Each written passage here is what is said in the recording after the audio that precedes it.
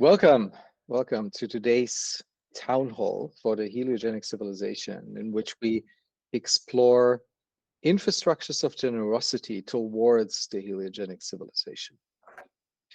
And today I'm super happy to have my friend Yasha with us, who is going to share his work in the context of Germany around how to move democracy towards a life-serving civilization. And this is a large undertaking, but he's done very, very concrete work over the course of the last couple of decades. So we're going to follow the same protocol as every time. Yasha is going to present his work for 20, 30 minutes. I will come in with a few questions, and then I'll open it up to everybody here for your questions. When we do so, please raise your physical or virtual hand. I will ask you to unmute. If you prefer not to pose your question yourself, just put it in chat. I will ask on your behalf. We are recording this and publishing it on YouTube and other channels. While having said all of that, if it's possible, please show your camera so that Yasha and everybody else is actually in a room with people and not with tiles of people. So with that, the housekeeping part is done. Thank you, Yasha, for coming and being here. And thank you, everybody here, for also joining us today. Yasha, stage is yours. Wow, thank you. Thank you, Thomas, so much for inviting me here. And thank you all for coming. We were just about to postpone, but it's really nice to have you here now and have a small audience and discussion group to discuss the ideas.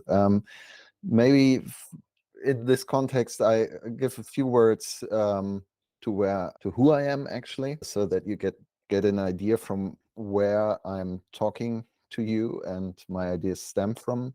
So, as Thomas said, my name is Yasha Rohr, and I'm a founder of several institutions, small businesses. I started with permaculture, and I started as a student. I founded the Permaculture Academy in Germany, and for 7 years, I did permaculture design courses all over Germany, Austria, Switzerland, a little bit UK, in sort of eco-villages and permaculture projects. And during that time, I really deepened my understanding of ecological systems, of, well, ecological systems theory and actor network theories, and also of design, sustainability design, design for regenerative futures, and design for communities of nature and man, so to speak.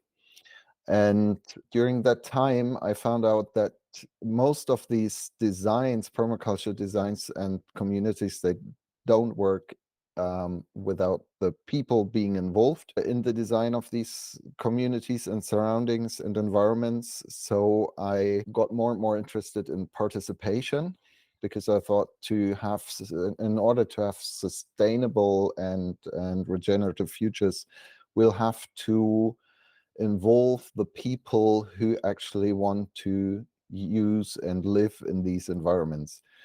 And they have to understand and become active agents of these ecological systems they actually co-inhabit. And so I got into participation, and with a partner together, I founded the Institute for Participatory Design. And in the course of now 16 years, we conducted many participatory citizen processes, which all had a design orientation. So we didn't do, that's probably the important thing, and why we called ourselves Institute for Participatory Design. We were interested in design, not in deliberation. And participation was the method by which we did the design. It was our if you want, our design approach was participation. So we did participatory processes on almost every subject, like schooling, housing, energy, environment, agriculture, food systems, urban planning, and so on and so forth. And we did it with almost all societal groups of society, bringing them together, designing their desired futures in these respective fields. And then later on, I started the Co-Creation Foundation because of two reasons. First reason was I wanted to get back to the idea of really creating something. And from participation, which is a very, at least in Germany, it's a very sort of dry technical term. I wanted to have something which has more soul and spirit in it and more creativity. And I came back to this term of co-creation, which of course was championed by Barbara Max Hubbard and many others as well, and give it a sort of a known tinge to it. And the Co-Creation Foundation has the goal to think about how co-creation can be organized on a global level for sort of global civilization and for this planet and our ecosieties of human and non-human beings living together, hopefully in a regenerative or generative future. So at the moment, I'm still involved with the Institute for Participatory Design. That's basically the company I earn still my money with. And the foundation is sort of for charity projects and more sort of the projects which are really close to heart. And the project I will tell you about in a couple of minutes is also organized by this Co-Creation Foundation. Another strand which probably might be interesting for you is that I'm conceptualizing and also facilitating the recent Citizens Assembly for the German Parliament. We just did one, and now we have the second one. The first one was on food systems, actually, and how we eat in Germany. And the second will probably be on Corona, how that went and what German society will do in the next pandemic event. I don't know yet. I'm not the one who decides about the subjects. I'm just doing the concept of the Citizens Assembly. Having said that, citizens' assemblies are deliberative formats of participation. And as I just told you, I'm more interested in co-creative formats of participation. I'm still doing them because they're sort of the next step on the ladder up to more advanced technologies of co-creation and citizen involvement and hopefully new forms of democracy as well. And I recently wrote a book, which is called The Great CoCreation, and I hope that by next year it will be translated into English as well. So, and I will give you a small narrative with which I work, which hopefully sort of frames everything else I want to present to you today. And that is what I mean by the Great CoCreation. And you probably have heard about the Great Acceleration. And you also have heard about the Great Transformation. Those are two concepts not invented by me, but of many, many sort of theoreticians and activists and people who work on these things. And there's a very simple concept behind it. And I'm not using the board behind me, but I'm just showing this. Is that possible? Can you see it? Well, it's a simple graph. On the ones in here, you have from 5 billion to 10 to 12 billion people. That's the one axis. And then you have a time axis here. And it kind of starts in the 1950s, where the Great Acceleration starts, and we have this hockey stick-like graph almost everywhere. So if you Google Great Acceleration, you see that all the human systems and the Earth systems exponentially accelerate in every means and in every direction. the population, our consumption, our devastation of forests, of ocean acidity, loss of soils, and so on and so forth. That are these exponential hockey sticks, and they accelerate fast, very fast. And this is the time from the 1950s to today, which has been named the Great Acceleration. And from Corona, we know what's happening. Either this hockey stick is just getting up and up all the time. And when I was young, sort of as a young student, I always thought that this will never stop. This exponential growth will never stop.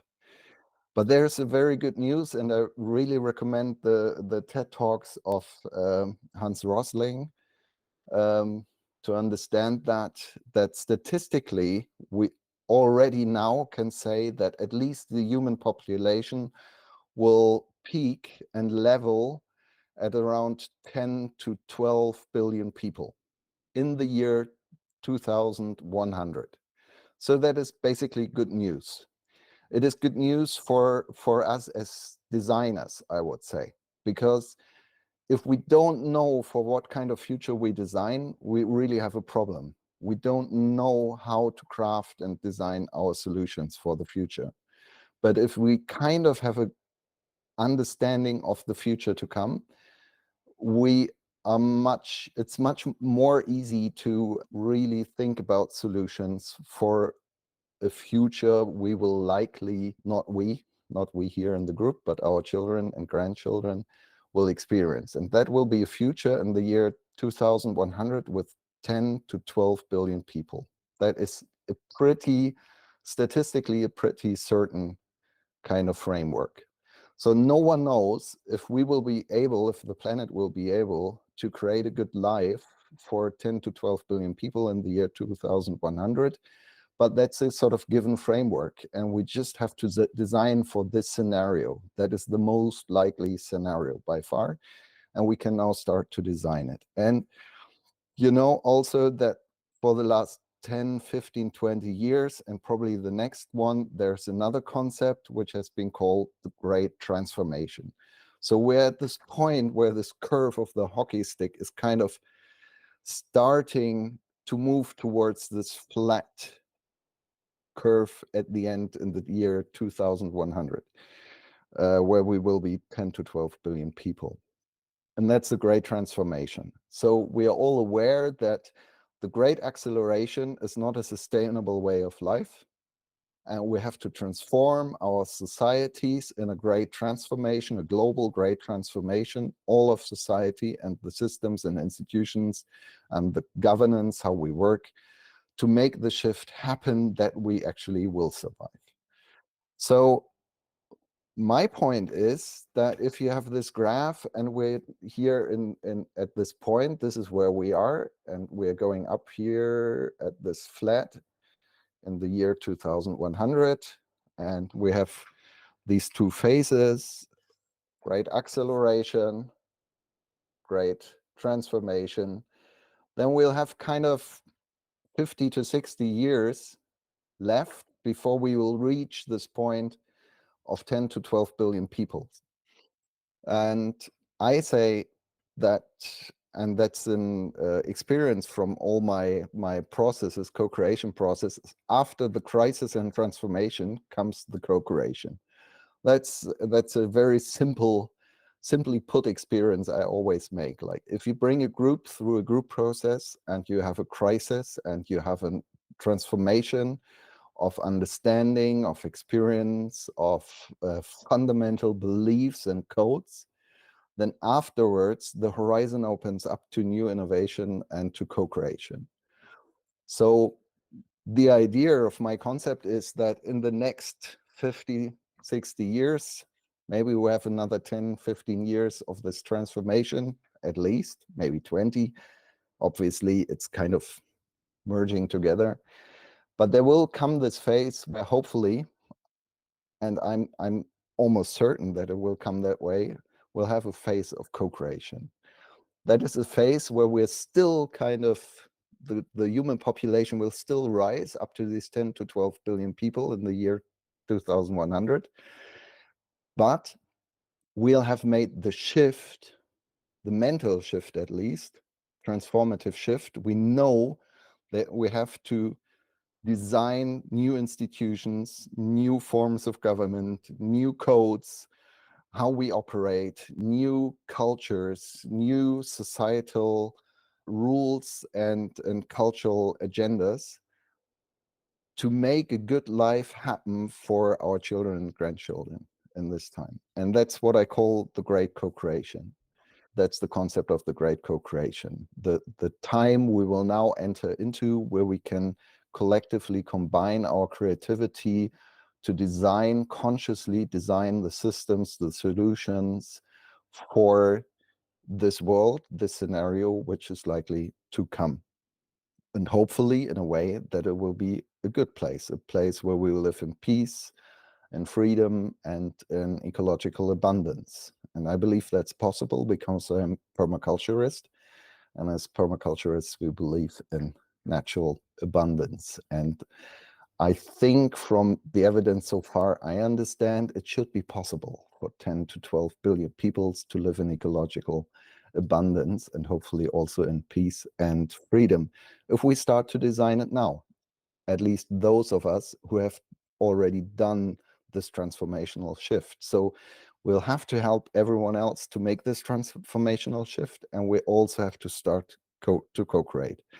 And for me, co-creation is a method or an approach which is in Germany we have this saying, it's cultural technique, like fire or the printing press or the computer, digitalization. Those are all techniques, cultural techniques, global cultural techniques, which sort of bring us on a new level. And I hope that co-creation can become something like that as well, that we haven't even fully understood the full potential of how we can come together as people, as very diverse people with different backgrounds, different ideas, ideologies, religions, and so forth, and still be able to consciously create better futures for all of us and for the planet. And this is, I think, what we have to train and learn now and develop now and to do now. And maybe as a last word, some concrete examples. And Thomas mentioned one of our projects. It's an initiative for updating our democracy in Germany. So here we're trying to gather organizations who have all their own kind of thematic background and their own culture and approach to doing things. That's the initiative for the regenerative. What's the translation in English, Thomas? Initiative for the Regenerative Market Economy. Yeah, for the regenerative market economy. We're working together with the Last Generation, the CoCreation Foundation. There is a huge democracy organization in Germany, and so on and so forth. And what we're trying to do is we're trying to reinvent the way we think about democracy and building a kind of movement initiative who wants to push or first ask the question, how would a future democracy look like, which would enable us as a society to design for the future to come, but also trying in our own organizations to find new forms how to do that, as to not fall into the trap of sort of creating the same codes of lobbyism, of organizational structure as we already have. So here we're trying to, we have sort of a process where we're now heading into, well, it's basically a format where people can bring in their innovations for democracy. And then we're heading towards a huge assembly, which will not be a citizens' assembly, but more an assembly of society. We want to look into the past, look at the traumas of the past, work on that with a design approach, and then invent possible new governance codes for the future, for future governance system in Germany. And I think this is something which has to be done many places, especially focusing on democracy. Democracy is under threat from the inside and the outside at the moment, and autocracies are gaining huge momentum. And I think we have to reinvent ourselves to be convincing and also to create working solutions for a sustainable future. Yeah, and maybe that's enough as a short impulse, and the rest we can just discuss. Thomas, what do you think? Thank you. Yes, I think that was a great foundation. I'm gonna just have one question or two before I open it to all of you, and maybe just one question, but a big one. And if you imagine the arc in your mind from the work you've done, going on the ground, that's already has happened. You've had conversations with people all over Germany on all levels of the demographic background possible. And then you take that into the next step, which is the building of the bridge towards the big co-creation. And then imagine what the big co-creation looks like. What are the 1, 2, 3 core principles that we need to take into account on this journey, on this big arc from the concrete here now into the next steps into the big co-creation? That's my only question. And once you've gone through that, I'm happy to take the first ones from everybody else. Mm-hmm.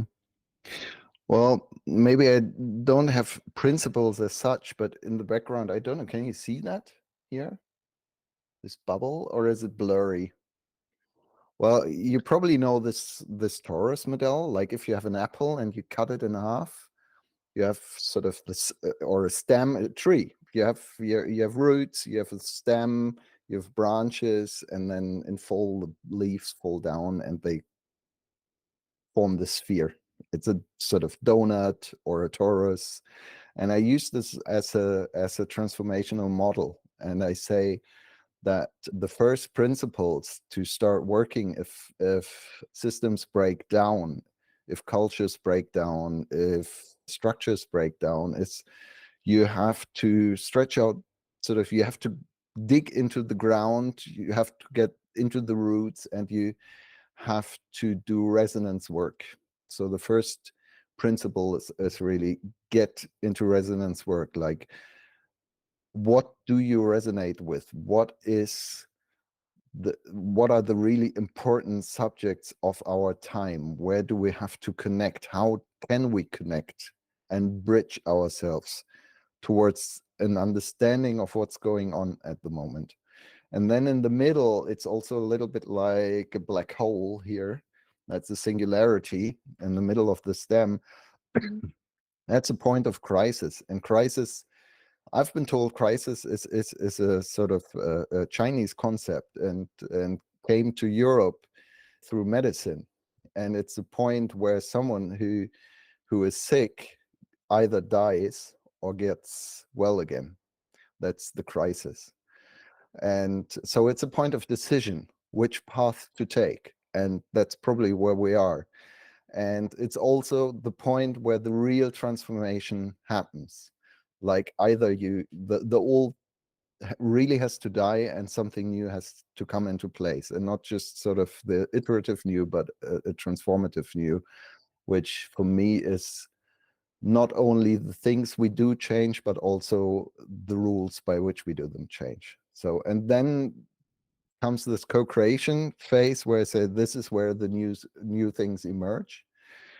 And I think what we already have to start thinking about is not everything we create through a design process will survive. Generally, it's just the very few things which survive.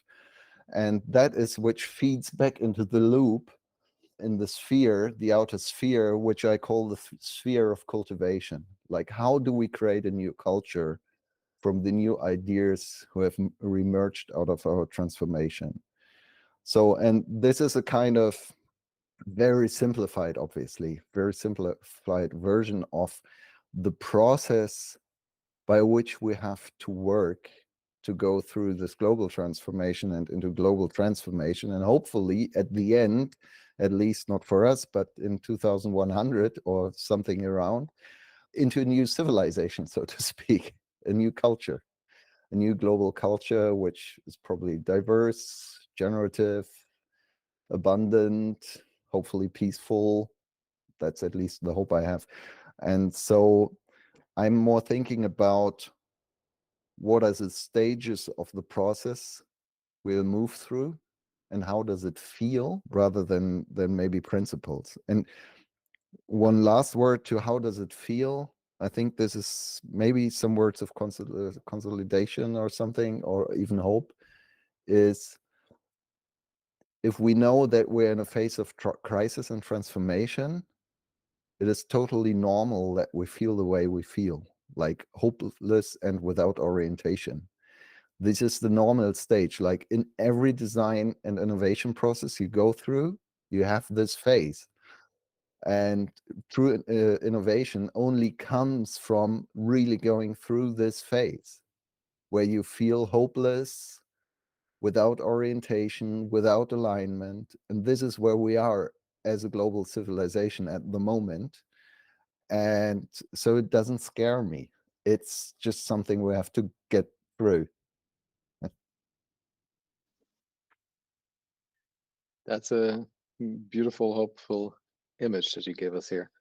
I love that. And I also love the reminder of the crisis being the turning point into either direction. Right? It's very, very helpful. So, who would like to go first? Show of hands. Donna, please unmute yourself and ask. Why not? It resonate very much with what you're sharing there, Yasha. And it's the messiness that I'm hearing. It's less a question that I'm going to ask and more of an inviting the richness of the dialogue I think that you're wanting to invite, which is this isn't like nature. It's not metaphors like nature. It's being nature. And so the reason I put this in the chat, and I think we do, we struggle with the ways to articulate this stuff. It's not waiting those decades for the grand co-creation. And it's how it's living into it with the messiness, with the discomfort, with the pain and the anguish and the grieving that is part of this. But with that is also the richness, the possibilities, the envisioning, the hope, grounded hope, as opposed to blind hope. That's what I'm hearing in all of this. And there are many more of us in the world, and we're finding each other. And Thomas, we've had a conversation, and we have different ways, fractal-like ways of kind of coming at it and working at being this change. But so important that people find ways to mindfully activate and not get into this waiting for this next big stage.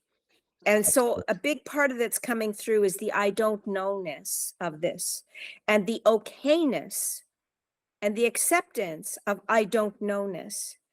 Because when we come together from that place, that potentially is where we're going to birth more of these possibilities and more readiness to take some of those stages. Now, I'm at an age and a stage in my life where to look at it decades out, I won't be here. So it's not about action for the sake of action, but it's about mindful, and I think mindful activation and wisdom. That's become something very central around the thinking that I've been doing, even since our last conversation, Thomas, which is why I've been talking about the work of Tom Attlee and his Wise Democracy pattern language, and the book that he's recently written called Co-Intelligence, which I've read, and I've been in deep conversation with him. So this is about finding each other and joining up our efforts to the best of our ability, and yes, using AI as a force for good to the best of our ability, because we're not going to put that genie back in the bottle either. So I've talked long enough at this point, but maybe I've primed the pump a bit. And thank you. Thank you so much, Donna. Totally agree. And actually, I'm looking pretty much forward. Like if this comes true, it's almost like a sort of prophecy.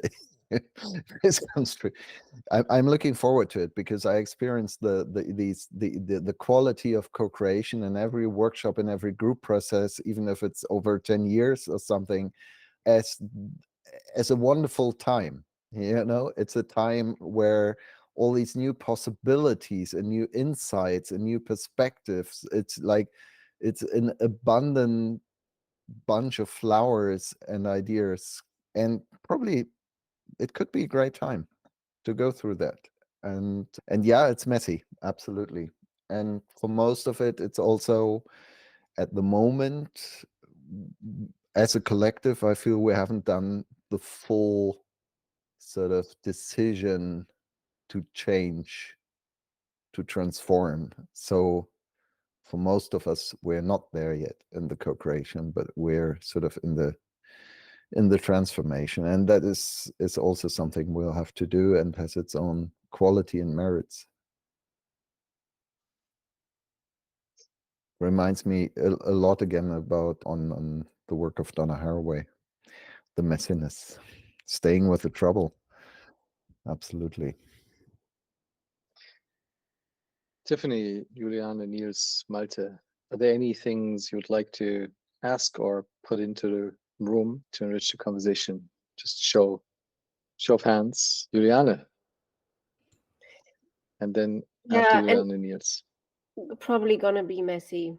There's been a lot of questions that I had, and they're probably just probing in a way. Like you used, and I was not here from the beginning, and maybe you clarified that earlier. But you use the term "we" a lot, and I was wondering, who is that? Who do you who do you include? Who is included in that "we"? Who is there to see they're included? How many feel included? The reason I'm asking this question is that I feel what you're describing as reality may be perceived as the crisis that you're describing by some of us that are very much kind of part of the same bubble. And the bubble can be many things. Could be the Western world, could be a certain education level, could have many parameters to enable you to identify exactly that crisis, right? But if you go into another context, like let's say you're going to the Middle East and you ask anybody on the street, do you feel democracy is in crisis? They are like, what the fuck are you talking about? What democracy? And do we even need this? Is like, so are the goals that we are formulating as a we, are they universal? Right? Again, we may also look at this as from a like post-capitalist kind of point of view in the Western world. If I look at India, and I have a lot to do with India, for example, they are just waking up. They want to have all of this. They are in a very different mood and may not buy into all the things that you identified as, and then identify with them being part of the we, for example. Yeah. I hope I gave enough nuance to make clear why I'm asking the we question. Absolutely. Thank you. And absolute important. And again, also a question of terminology and language, which is probably not really adapt to formulating these things. But yeah, so there's a open, wide open we, if I talk about the great co-creation. And in my understanding, co-creation is always open to the results and can create a multiplicity of diverse results at once, coexisting together. So when I talk about sort of the great narrative, I just really very, very simply put down here of the great co-creation, I do believe, yeah, that we as a global community on this planet will kind of think about, will have to start a process where we become designers, creators of the way we want to inhabit this planet, without making any suggestions what the result of that could be. But that we have to engage into in this process. And when I talked about democracy, absolutely, I'm talking as a German in a very strict, short, narrow political context of this time. But you mentioned the Middle East. I went to Tunisia and I had a very nice conversation. There's also a podcast about it with someone who designed the constitution for Tunisia and became first digital minister of the first democratic Tunisian government. And I had long conversations over 2 years about democracy and why Tunisian democracy failed and what the problem of the constitution was and why it failed also. And you're totally right. It's not a question of democracy. It's a question of how can we create a fair and free and abundant governance systems. And democracy might already be an outdated model for many regions, or models which are not attractive anymore because of many reasons. I also went to Beirut, and there I found that most initiatives who are somehow co-creating a better future are more local, because the sort of national government is basically not functioning at all. So the only way to create futures can be done on local levels. So in the end, I believe that this co-creative process is a process of creating an abundance of solution on local, national, regional levels, and not just one single centralized solution for a global society. I was just talking with Thomas beforehand for 2 hours on another podcast, and I think we came up with the multiplicity, diversity of mental society or civilization, but not a totalitarian civilization for sure, with one central idea.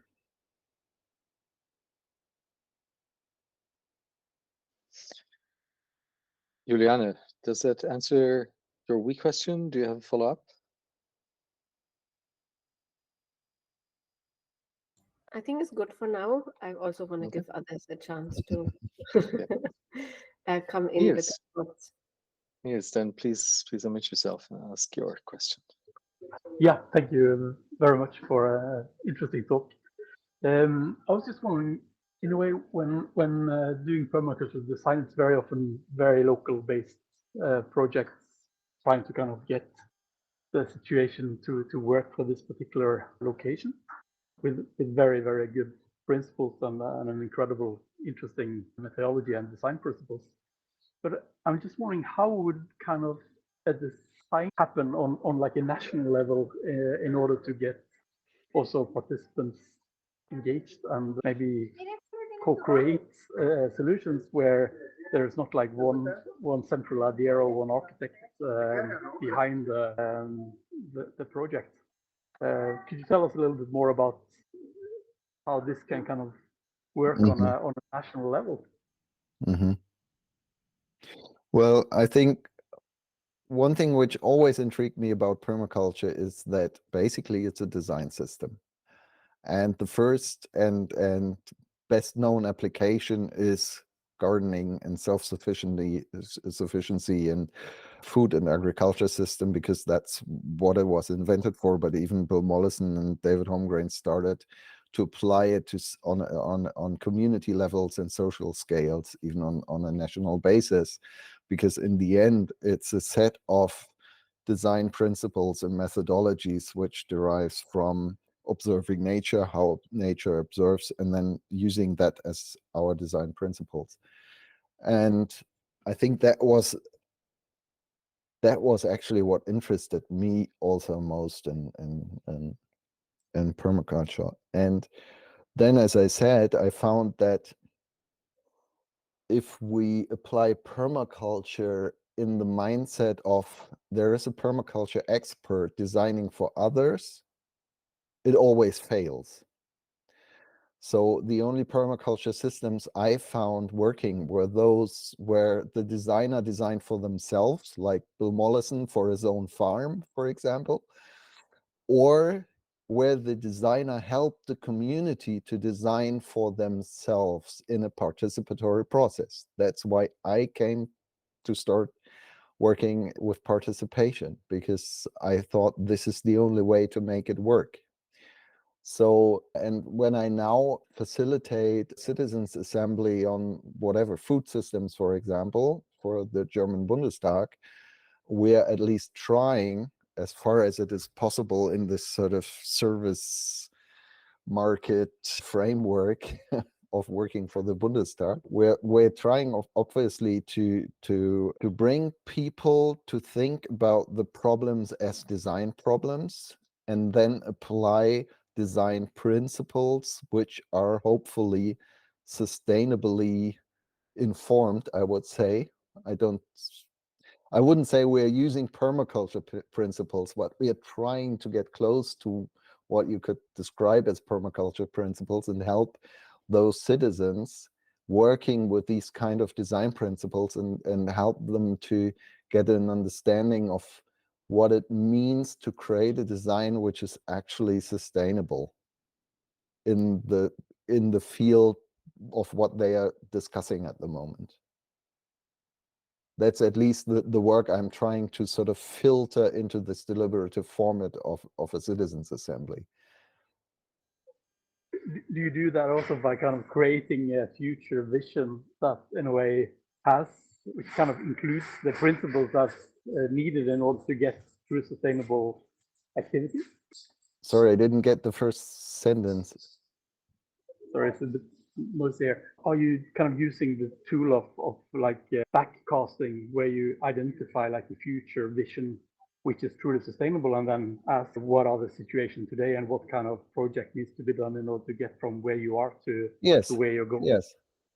Yeah. Methods like that. Yeah, I mean, we use the whole bunch of methods from design thinking, facilitation, art of hosting, and so on and so forth, and trying to pick those methods which might really help the citizens in their own thinking and design process, what is happening.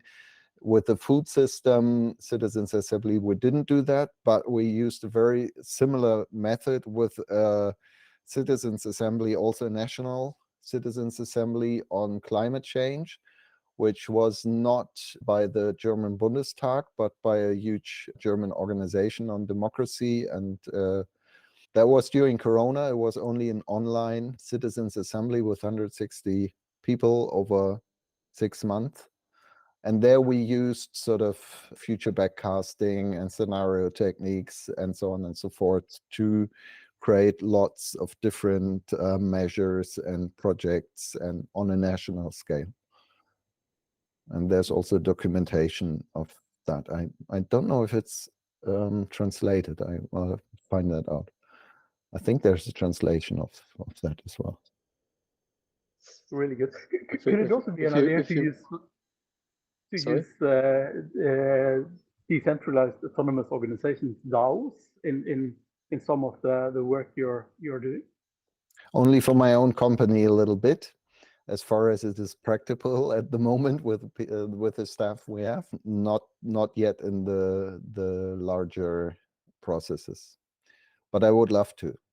To be honest, this is always, at this point, it is always a sort of negotiation between us and what we would like to do, and sort of the organization who pays us and their culture.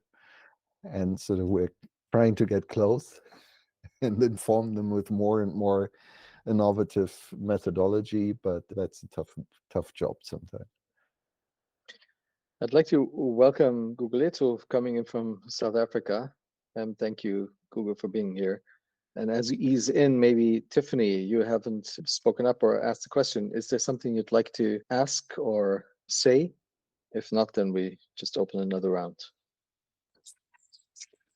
Yeah, well, thank you so much for sharing. This was really interesting to hear about and learn about. I feel like I'm coming in from quite a different angle from just my little Midwest town that I'm in here.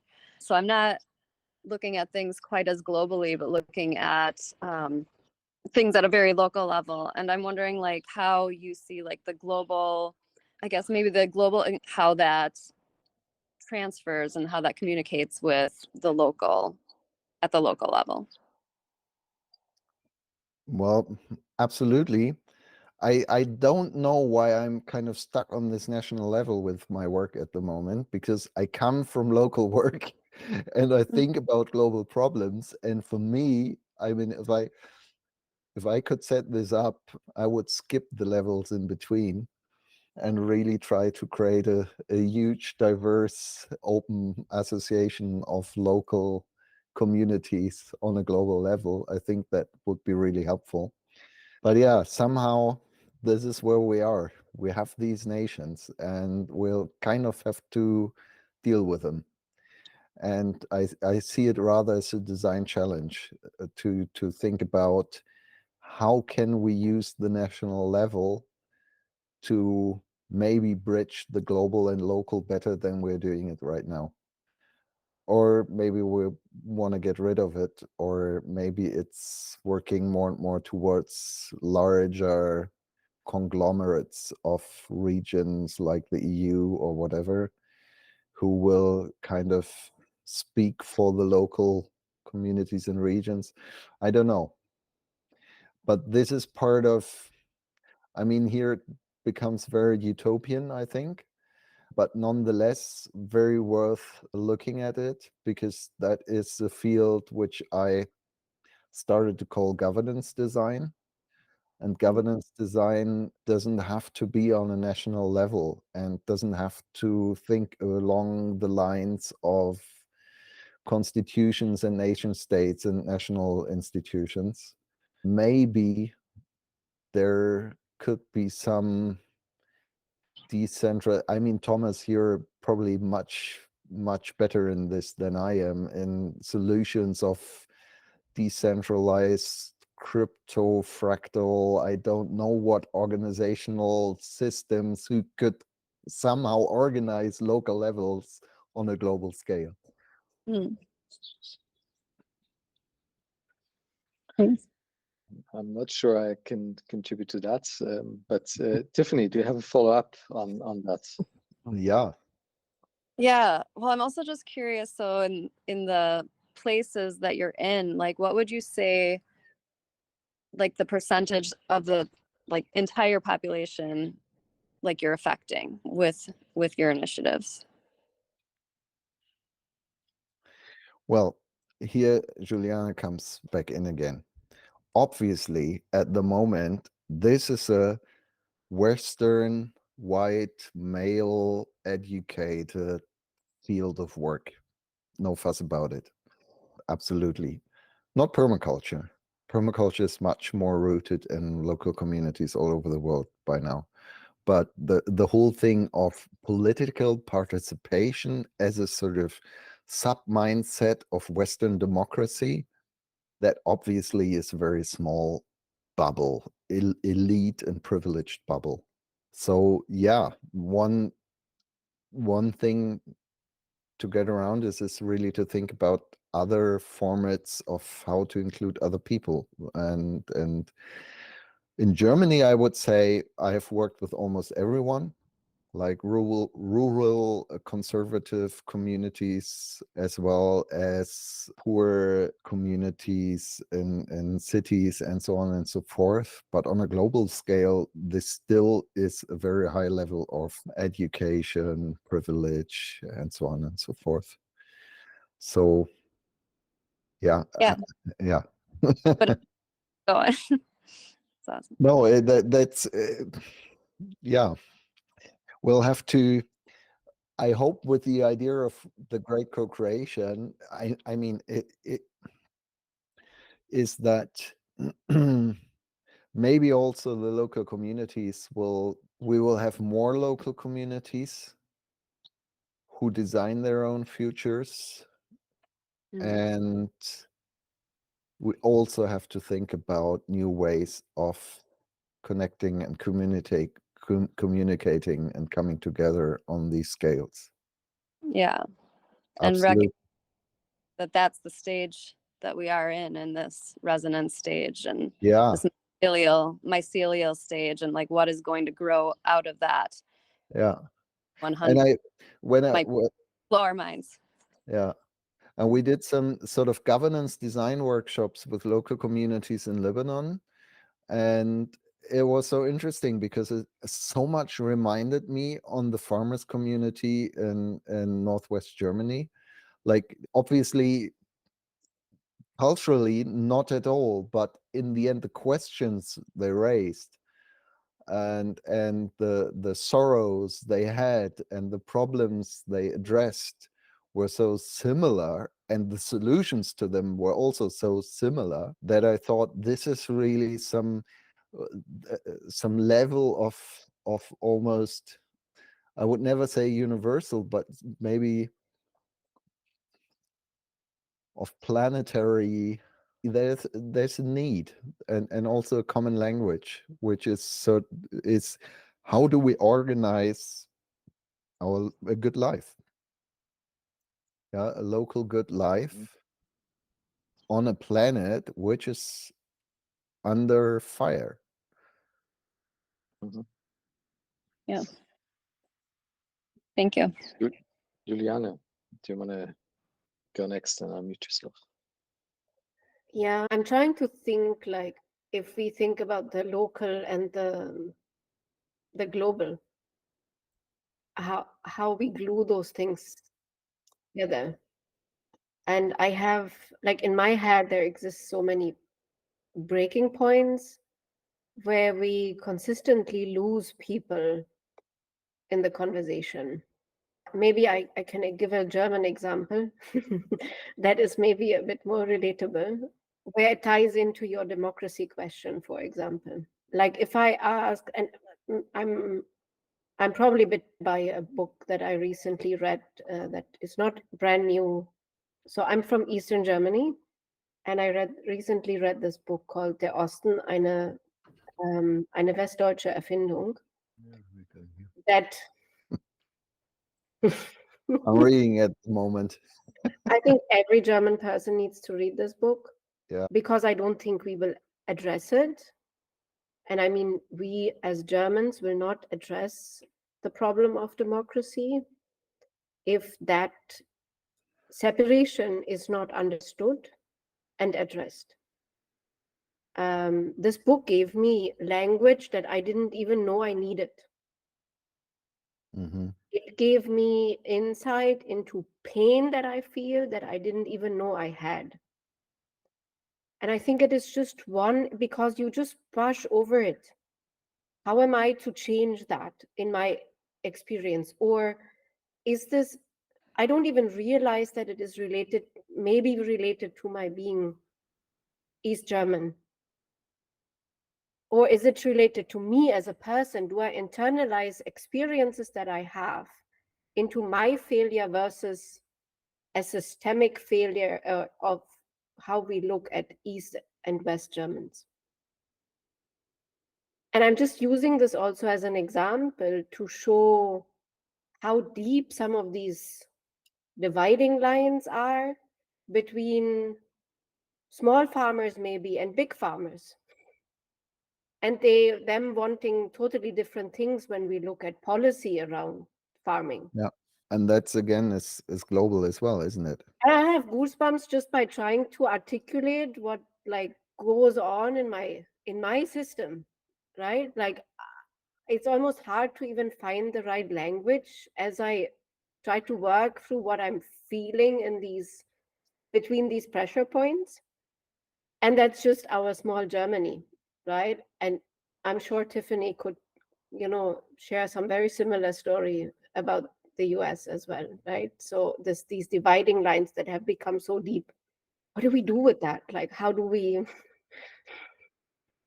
Well, in process work, which I use a lot of methodology as well, deep democracy in process work, was talking to Thomas about that as well. They're actually saying that 95%, I mean, it's a made up number, but anyways, 95% of us is not our system. It's not your system. It's transpersonal systems. We're just sort of the place where all these associations and resonances come together in certain aspects. So by working through that and doing your personal transformative work with that, you're also transforming this in society, and back forth in both ways. It does work in both ways. We're affected by it, but we can also change it by consciously working with it. And for me, when I say consciously working with it, I not only mean meditation practice or therapy, but I also mean concrete design. Because design for me is a kind of forward therapy, and therapy is a backward design process. So it kind of goes both ways. And while working with these questions and finding personal and transpersonal solutions, you're already doing your co-creation. And we all are. We're all connected to some of these aspects, more or less. Yeah. I'm curious, Google Little, as you are listening to all of this, maybe something comes up for you, because I think the context you're in and the work you do might be a very interesting, important contribution to this conversation. So if you like to chime in, please do. Is there a question in the room here, Juliana, Tiffany, Niels, Google Little? Otherwise, I would have one. Please show yourself if you want to speak. I just want to say it was a beautiful conversation. I've learned a lot. So I wanted to just say thank you. But I have no other questions, right? Thank you, Tiffany, for coming, Yeah. being here. Yeah, I'm glad. I just posted the English translation for the Climate Citizens Assembly for Niels, and also the YouTube concert discussion with Nomani, the Tunisian former digital minister, on constitution design. So if you're interested. I would like to put a huge question into the room that is more directed to the ladies here in the room than it is to Yasha, but everybody's welcome to chime in. And it's and I need to build a case for a few minutes before I can actually come to the question. I'm seeing Google it too. Okay, thank you. Google. Raise your hand whenever you want to come in. So we're talking about governance here, and there was this notion of, do we have to think more in terms of local community? Tiffany, you brought that in. I know Google Litter, you're working very local as well, but also thinking globally at the same time. Or do we need to do this global? What's the directionality and all of that? Is this bottom up, top down? What's happening here? In the previous conversation, Ash and I concluded that maybe it's something of the kind of, as people individually are empowered to become agents of their life within their direct environment, within their circumstances of their life, and if everybody feels empowered and is activated to do so, might there just be a coordination emerging out of that allows us to fractally organize ourselves from the small up to the global? So that's one concept I'd like to put it here. And then folding with that, the notions that Forrest Landry is proposing with his small group process where he puts together several aspects of governance models. At the core, a consensus group doing the hard work of getting to actual consensus, then action groups around that consensus that do the work of implementing whatever comes out of the consensus, but organized in meritocratic hierarchical ways in order to actually be functional in the real world. Because if you're constantly needing to get into consensus over who brings in the harvest, you will never bring in the harvest. Somebody just has to do it. But the problem here is that meritocratic hierarchical action groups are easy to hijack by dark triad personality types, which to prevent that, or to work with that, he introduces a democratic emergency button that everybody can push if something goes wrong, and then if enough people vote that yes, something is wrong, the consensus group has to come back together. And I found it extremely interesting that this kind of design maps very well onto how I've heard Alexander Bard describe the design of a nomadic tribe, where at the center there's a weaving, one big group weaving the cultural fabric, the core, the foundation of that community, and that is usually the women. 45% of the population is in that one group at the center, surrounded by another 45% of men doing duty things, right? Men have high activation energy. I mean, it's our hormonal states are just so different that dudes do whatever they do in those little groups between chill and kill, right? So and build and do all of these duty things. Between those, there's a 5% circle of androgynous trans people who can translate between those two, and then there's a 5% ring of shamans, crazy ones, ambassadors living in the woods, being the interface with the next tribe. And I'm just wondering, this is why it's a question here for the ladies in the room, how and whether this could actually be something that needs more cultivation and recultivation, because it seems to me that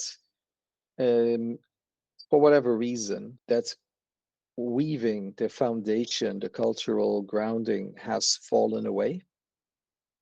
And this is what Yasha is trying to build and institutionalize, but that was actually an existing technique coming out of the feminine energy.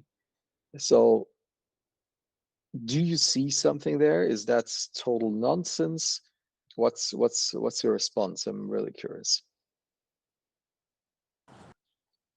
I'd love to reflect on that. See, I mean, I agree. I resonate really strong with that sentiment. And I would say, I feel like the inquiry that I've been sitting with, where I'm at, is how do we, I guess, in this immediate space around me, like, how do we bring that feminine back and that tribal kind of, those tribal kind of connections back over this overlay of community that's actually here, and trying to play with the edges of how do you build over like the current structures and kind of build like a scaffolding of really just beautiful people that are trying to make the world a better place, but in your local community. And yeah, I feel like the women weaving that is a very important part of that kind of movement.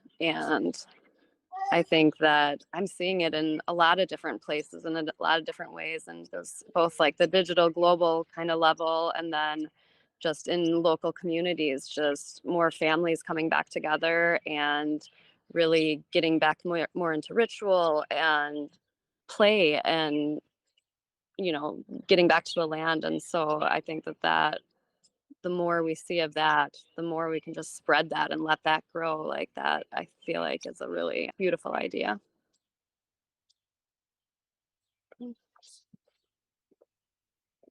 Thank you for that feedback. Juliane, what? I guess you this raised is your hand. very much tainted by what surrounds you. I feel I cannot necessarily say I see more of that. One interesting thought that I shared in a conversation with a friend recently is the role of the, like, in Western countries, at least the role of the church. Like, I'm not religious, but I do miss a place that may function like a church community that is anchored in the local community, but I can't find a good equivalent that is non-religious and gives enough space for enough aspects of personalities rather than being like a single purpose community. Like, we come together because we share a hobby, but once the hobby sharing is over, we kind of disperse again. So I think like the way the church is really like the living community that has a much more bigger tent to allow for a lot more things to happen. At least that's my outside in perspective, or that's what I guess when I look at my desire, then that's maybe what I would find the closest to, even though I have no interest in organized religion. Also, I would like to bring in the perspective of the professional life. I feel the way we often work is so dominated by how men like to work. And I think we are made to feel wrong if we want things to be differently. There's very little space for making these things different. And in many of the environments I worked across my life, there is just a dominance of men also. Like, I've worked in some industry where 80% are men, and so there's hardly a space where you're there to change the culture. There's so much, as you said, there's so much energy in it also. It's very difficult to cut through. And then maybe the other part to it, right? There is, you almost need to go into resistance, or maybe there is already a resistance building because it's so contrary to what you would do, that how do you stay in that softness that would probably even help you to change things? Like, there's so much going on. I'm so thankful that you're making me spit it out, because I realize we're not even doing it often enough. Like, even to come to the point in your day-to-day to express it. Nobody's asking me to express how I would like to work otherwise, or how do I like, or is this like a gender dependent challenge that is existing here, right? Like, the challenges that I may experience, they can come from so many different aspects, and it's difficult to pinpoint, well, this is because of this is because of this. I'm coming back to what I said earlier. Is this my identity? Is it me being a woman? Is it me being an Eastern German? Is it me personally that is struggling with something that I find in the workplace? I don't really know. How do I pull it apart? I just feel wrong about it. Am I wrong? Am I making myself wrong in this? Or am I finding the wrong in the other, or in the system? Like, it is so packed. So there's a lot in the room: religion, church, gender mechanisms. Who Yeah, would like also to I pick that up? maybe Yeah, just sure. to add something, I there's so much going on in the gender debate, and in terms of gender fluidity and so forth, on and so forth. So when you raised the question, I was wondering if there's not also new, more diverse paradigms coming up, at least in some small bubbles and communities, we probably have to take into account. Okay, so I think there's a this might be interesting. I think first of all, we have to take seriously and into account the actual biological difference, right? I mean, our bodies are different, and this expresses in a different hormonal situation, right? And this definitely makes us behave differently. So as a biological man, I don't have a cycle. All I have is one hormone that acts as an amplifier. And I have a lot of that. And you, as a woman, basically have 4 hormonal states between bleeding and bleeding, right? That make you see and experience the world in a different way. And these are, both of them are powerful ways to be in the world, but we're not using one of them at all. So I think that's the first that there's to say. There's an actual biological foundation to this. And then in addition to that, I'm very sensitive to the discussion of transgender, because my 14-year-old is in a transgender position, right? So I believe that there's a very important role that the sensitivity of being between gender identifications plays in a civilization, or in a society, in a group. There's an important role for that to play. I don't know if it's exactly the role that Alexander Barr describes with the nomadic tribe analysis, but I'm pretty sure there is something that's very specific, unique, special to that role. So I think grounding it in the biological, that's what I want to say, is an important first step. And then everything else on top, once we've talked through the biological component, I think then a lot of the things that are on top might become much more clear. That's my initial thoughts on this. What comes to my mind if I think about this is, how much space do I get for what you call weaving?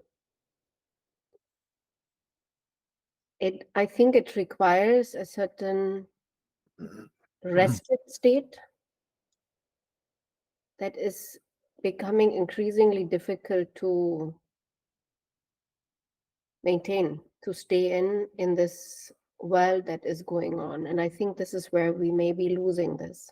And I would be totally interested if the other women in the room are also experiencing that, to be kind of taken away from that energy, and that it requires work and attention to come back to it.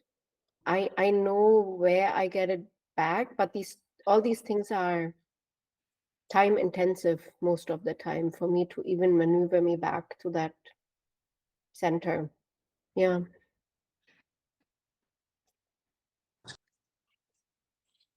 Yeah, I feel like I feel you in your struggle. In the place that I'm in now currently, I would say, I could, a couple of years ago, would probably identify with you a lot more in that space of not feeling like you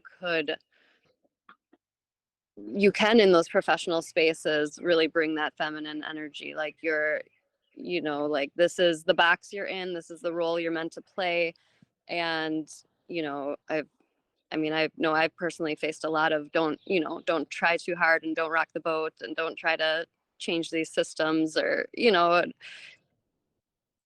those, I feel like those feelings definitely exist and can be hard to navigate and hard to figure out how to create your agency in the world and build your capacity to really impact change. And it's, yeah, you get lost in the dance of it all, I think, really easily. And just how do you find the others that you connect with in that way, that bring more of your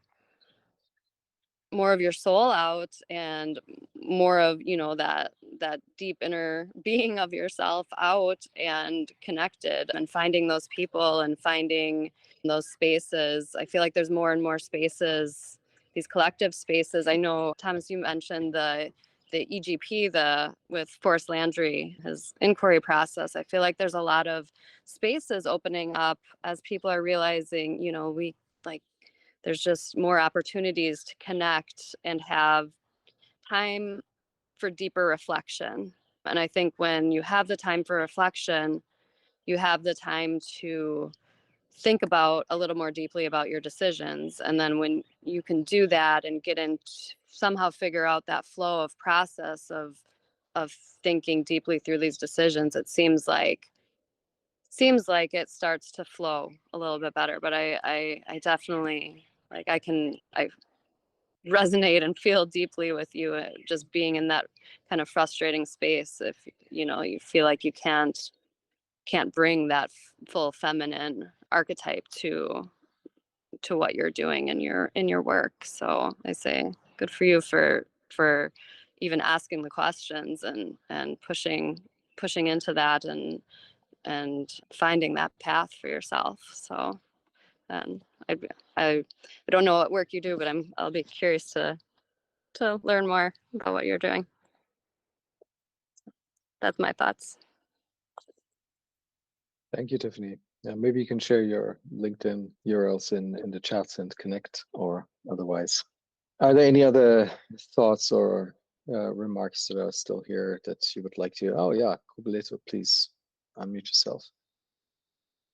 Hi everyone. Sorry I am faceless today. I am busy with millions of things, so I just think maybe my voice will serve better.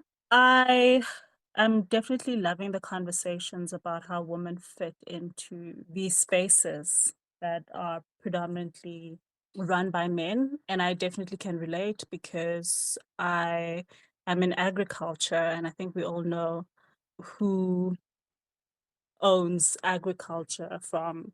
I think it's the same in the US, it's definitely the same in Africa. Men take ownership of agriculture, but women take up the labor aspect, and they're still not getting paid enough, or they are being exploited. So it's very interesting on how we can create like a society that takes consideration of women through the economic side, but also through how women actually operate and how women actually are. Because I think it's Julianne, if I'm pronouncing her name right, who mentioned something interesting, because it's like, where does femininity come in through all these jobs and obligations? It's nowhere. I mean, even me, myself, as a woman operating in agriculture, I find myself talking like men, behaving like men, having all the nuances that men utilizes in order to be taken seriously, actually. And I think that's very unfair. And I think if we're going to create a society that is pro-women, I think we need to start accepting and encouraging women to exist how they are in their natural state. I mean, I don't have to raise my voice for you to take me seriously or listen to me. I don't have to, I'm not operated like that. I mean, sometimes I go to all these farmers events and it's like a whole, wolf pack, and they're all there and they're all loud and they're all, oh, ha, ha, ha. And I'm just like, oh my goodness, I just would like to sit down and have a conversation with somebody and really get to know them And that's me also exerting some sort of dominance in my own space. I'm comfortable with entering a room and sitting down and, sparking up a conversation without being loud.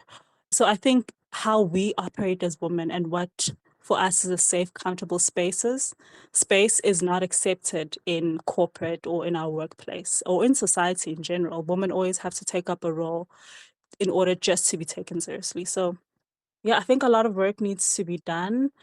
And I can tell you in South Africa, just, South Africa being how it is and having the history that it has, and, being in the agricultural space, it's still predominantly white men owned, and it's generational farms. So I'm a first generational farmer. So I'm just trying to leave a legacy behind. I'm still learning. I'm still pretty much young and, trying to build a name for myself. And I'm always in a room filled with established people. So and it's predominantly men, and they don't give you a chance to express yourself even culturally, let alone just as a woman. So it's interesting, and I'm curious as how can we be ourselves and still demand respect and be given respect, and also how can we still be ourselves, especially as African women, and not be looked at as someone who really isn't taken seriously. So it's really interesting that it's some of the ladies here, it's a global thing. Like, oh my goodness. So we all have to, I think, work hard to transform societies where women's impact is not curated, it's actually accepted. So yeah.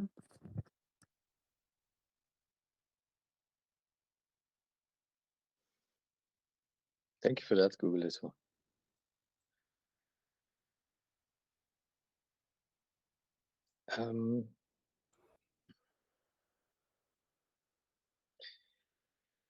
I think there's a lot to sit on here now. I'm a little hesitant to open the next can of worms that Juliana offered us, which is church or religion, because I think that's super important. I fully agree with you with the question of how do we actually, what kind of social technology do we replace religion with that is non-dogmatic but serves the same purpose? But yeah, before I go there, Niels, please unmute yourself.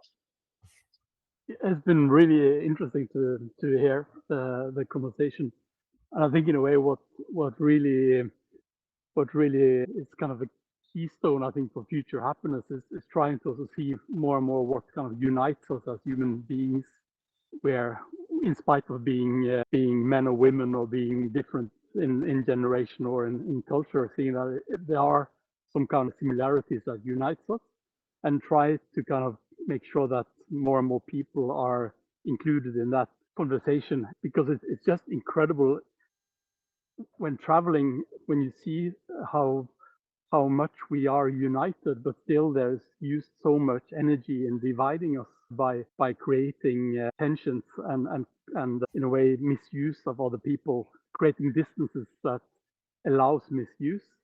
So to kind of see what are the basic human needs in spite of the time we've been living, the gender we are, the generation we are facing, and then try to create a future vision where that makes it much better for everybody to work together. I think that is really a key. So I have mentioned it a couple of times before, but there is a Chilean economist called Manfred Max Neff that kind of went through to see what are the basic human needs in spite of time we've been living in, culture we are grown up in.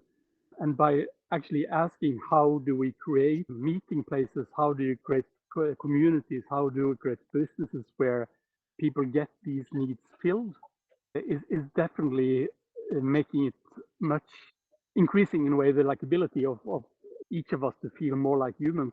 I tested this myself on a meeting place, and we went from like 10 participants to 150 once per month, just because we made sure that people were received with inclusion. People were able to have some food together. People were able to learn.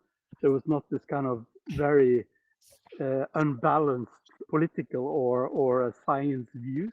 We kind of allowed diversity, and it's just amazing how well that in a way made people work good together. And I think that is also in a time when you see there is just so many forces which are trying to create differences between people and create everything against a society which creates conditions conducive to life. I think that is really something to look into. But if there are then systemic reasons where people are not included, that definitely has to be kind of dealt with. But try also to kind of see what do we share and create a hope and a vision related to that. So, and I think in a way, at the bottom, we really need purpose and meaning with life. So, what is the meaning of life? Meaning is life. So, we really have to make sure that more and more people feel that they have a purpose and feel that they do something which actually creates a better society around them and protect nature in that surrounding. So, I'll just show you a little bit of my view here in the background, which is just on the west coast of Norway in the mountain. And just being in nature also is just something which really gives meaning and in a way it gives purpose. So yeah, so I hope you all kind of can find places where you connect to your surroundings, because that is really something I think living in a city makes it harder to do. Thank you, Niels. Could you put the name of that person from Chile into the chat if possible? And I just want to offer a little idea before I give Yasha the talking stick for wrapping it up today, which is a ritual we started enacting every Sunday, because people are used to doing these kinds of community rituals on Sundays, apparently, which basically is sitting in nature with whoever of the community would like to join, shutting up for 15 minutes and just listening to nature. And then one or two people sharing some stories that moved them, whatever that means. And after that, just easing into a picnic with everybody who's there. That's our way of ritualizing what we're missing from not having a church. Okay, with that, Yasha, please. Stage is yours. We have a few more minutes. Really hard to wrap it up, but maybe I can. Sorry. Okay. Well, I really like listening to you in the last round and brought together so many aspects of what I feel is already co-creation and practice. Nature, like I am very much influenced by Donna Haraway and Bruno Latour, and I always say participation or co-creation always has to be the participation of humans and non-humans. And so creating atmosphere, having a sense of space, of belonging, hosting, elements of nature, but also whole ecosystems are participators. They contribute to the co-creation if we give space to that. And maybe that also links to our conversation about gender and religion and so on and so forth. In the end, as a craftsperson, it comes out, for me, this is all a question of inclusion. Who and what to include in our processes and how to do that on a methodological level, because there are methods to include almost everyone and everything. And this is also why I'm such a fan of co-creation and not of deliberative processes, because I think deliberation by pure definition is a very Western, even educated sort of methodology. Like, if you do a deliberative process, participatory process, not everyone can participate because they don't speak the language. They don't like to present in front of large groups. They have other barriers, and that probably has to do with gender sometimes, but also with migration backgrounds and so on and so forth, education and so on and so forth. And if you go into a sort of co-creation mode, how I understand it, you have all these tools of and methods how to bridge that, because you don't have to speak. You can also draw or build a model or have a celebration or create a nice space for hosting, or you directly start building, and while building you are creating, and all these kind of forms, which can lead to everyone finding their own spot in the process where they contribute from their potential, from their identity, from their sense of belonging to this process. And I think this is exactly what my intention is with when I speak about co-creation as a cultural technique we have to learn as a global community. So maybe that's my wrap up. Thank you for this really thought-provoking and inspiring conversation. Thank you, Thomas, for inviting me, and everyone else for being here and contributing. Thank you, Yasha, for spending this time with us and sharing your work, and everybody else also for showing up and being here in the room and sharing about yourself.